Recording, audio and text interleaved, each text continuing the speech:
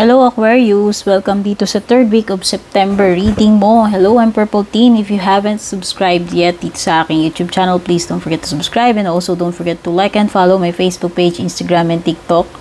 If you are interested sa personal reading, mag-send ka lang ng private message sa aking FB page.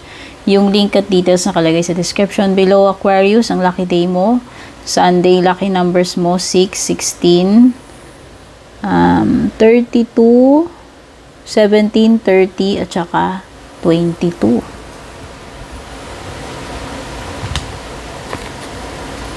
So, ano yung main energy or overall energy ng third week of September mo, Aquarius?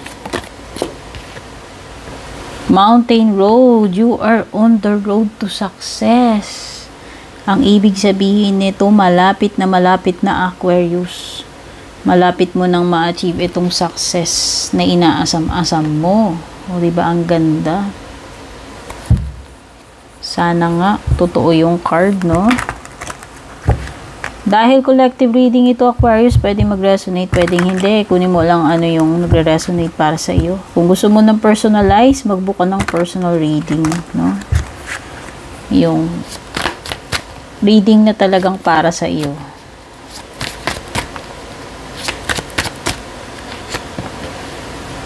May fire sign energy dito, Aquarius, baka may makadil kang Aries, Leo, Sagittarius.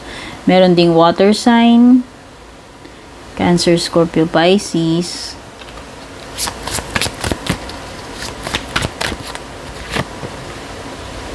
Merong Libra.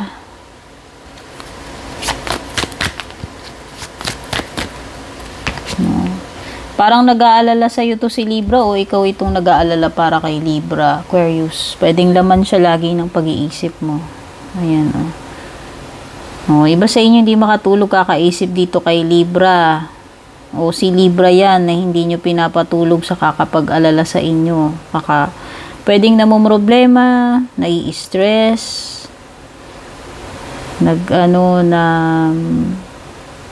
natatakot, or nai-insecure. Ayan.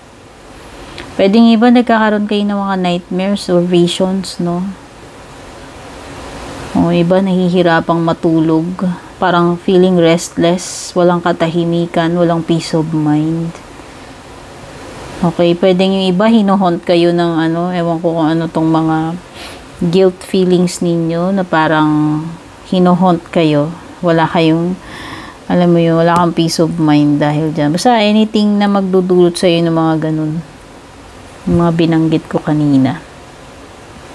May Scorpio energy. So, nakikita ko, merong transformation papunta sa iyo. Aquarius, ang ganda. Baka ito na yung success, no? So, kung pangit yung mga nararanasan mo ngayon, ang dami mong pinoproblema, ang daming kaganapan na nahihirapan ka, mukhang paparating na yung transformation na maganda sa buhay mo. Ayan, o. Kung meron darating na, kung meron mang mag-i-end para sa iyo, Aquarius, ang masasabi ko lang, magandang ending yan. Ang matatapos dyan, yung mga suliranin mo at mapapalitan ito ng success. Yun yung mag-i-end. No? Matatapos na tong mga pag-aalala mo, kung ikaw man itong nag-aalala, itong mga pinoproblema mo, mag-e-end na yan kasi malapit ka na. Nasa road to success ka na eh. Hindi ko alam kung kailan magla-landing yung success na yan or kailan mo marireach yung top ng mountain, yung success. Pero, definitely, papunta ka na dun.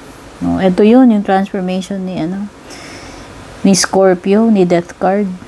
Okay? Kung meron man mag-e-end dito, yun na yung mga struggles mo. O, diba? Ang ganda ng promise ni Mountain Road. Yan natin yung love life mo for the third week of September, Aquarius. Detachment. I had to let this go so I could clear my mind. That's why meron kang Scorpio. Scorpio is also about letting go and welcoming kung ano yung mga paparating sa yung bago. You have to let you have to let go of the old and welcome the new. Ito yun eh. Transformation indeed. Pati sa love life mo, damay yung transformation. Kasi i-detach mo na, i-give up mo na, i-let go mo na yung dapat mong i-let go. And yun yung mag-o-open sa'yo ng bagong possibilities nitong magandang transformation sa relationship mo, sa love life mo, and then pati sa personal, sa buhay mo, kabuhayan mo. Hindi lang siya sa love life, no? So, ayan. Welcome this transformation. May mga endings na necessary. Ito yun, yung death card. Ito na yung mga ending na parte ng buhay natin na hindi natin ma-deny or mapipigilan, no? Kumbaga, ang choice mo lang dito is to embrace this ending and etong pagbabago. Yun yung sinasabi ni Scorpio, ni Death card.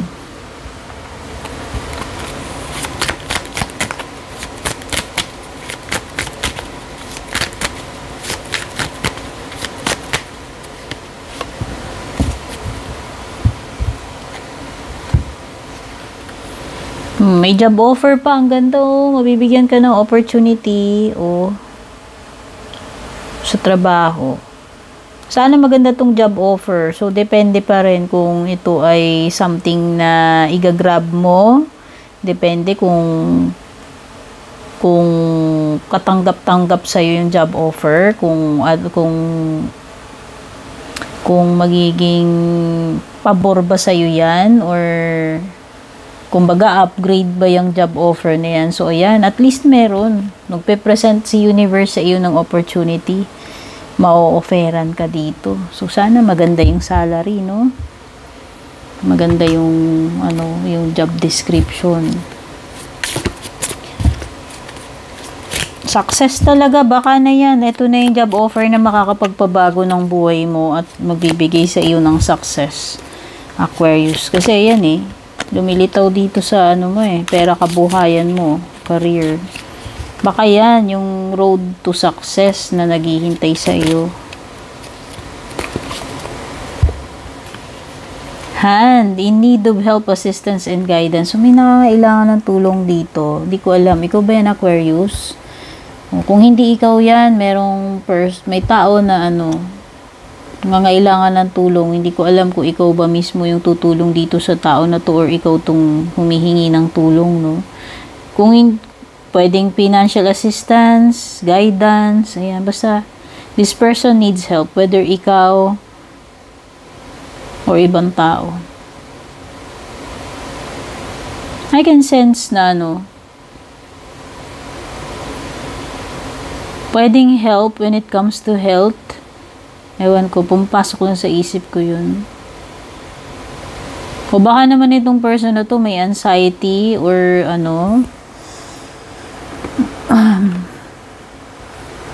may problema siya sa sobrang pag-iisip. O pwedeng medical, pwedeng ewan ko, pero basta kailangan daw ng tulong nitong person na ito. Pero parang nafe-feel ko lang yun na baka, yun na nga, ito yung mga sleepless nights nitong person na to, baka Libra person yan, kung sino man yan. Nagkakaroon na siya siguro ng mga sa sobrang pag-iisip niya. Pwedeng nagkakaroon na siya ng anxiety, panic attack, depression. Kailangan niya ng guidance at saka tulong. Aquarius. Hindi ko alam kung family member mo yan o friend mo. Spiritual guidance, protection from harm. Ayan. Asahan mo, Aquarius, nagagabayan ka at poprotektahan ka ng mga guardian angels mo. Itong 30 of September. Kung may mga danger man sa paligid mo, at least, no? Or kung kailangan kang gabayan pagdating sa mga decision mo or kailangan mong gawin, gagabayan ka ng mga angels mo at poprotektahan ka nila.